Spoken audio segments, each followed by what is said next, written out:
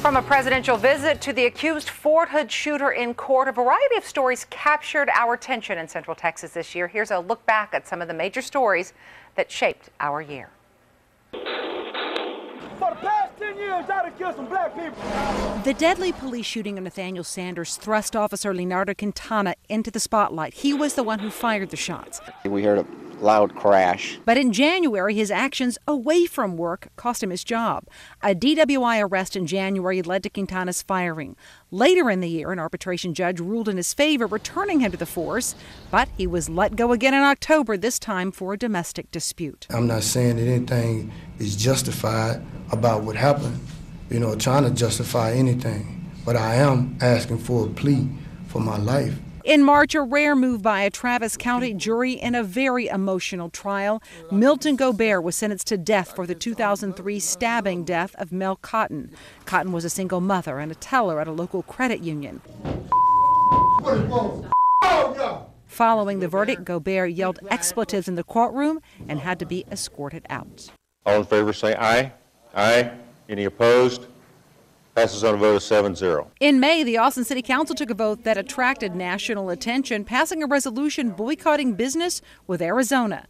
The resolution took a stand against the controversial Arizona immigration law.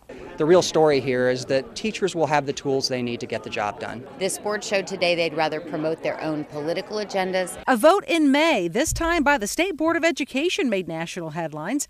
The board adopted new social studies and history guidelines. These books, we don't want to read these. Considered too conservative by some education experts. This state dictates how political events and historical figures will be taught to close to 5 million students. This experience demonstrates that even 32 years later, we don't forget. He did what he did, but then he also spent 30 years doing something else. In June, after 32 years on Texas death row, the state executed David Lee Powell.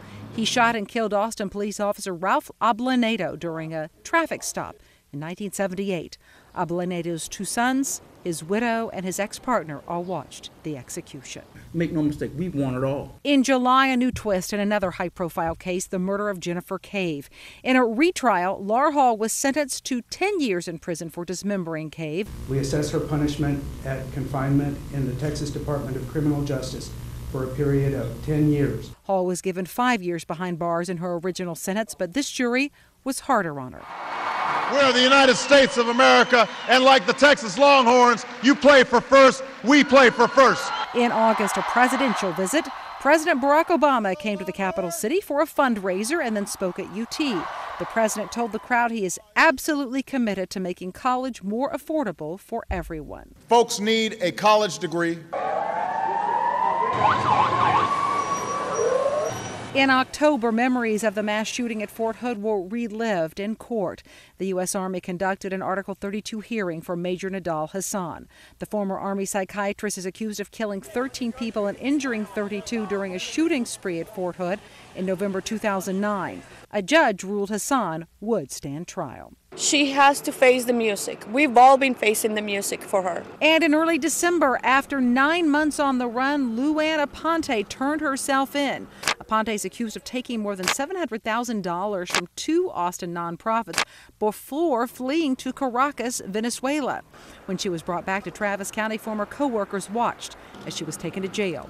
She now faces 6 felony charges for theft and records tampering.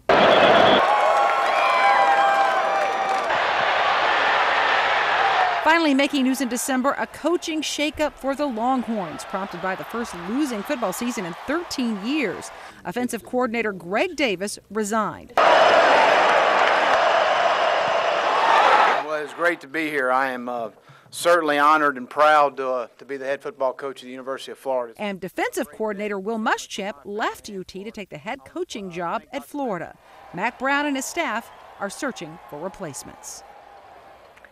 Just today, UT announced yet another assistant football coach is leaving. Adam will have more on that a little bit later on in sports.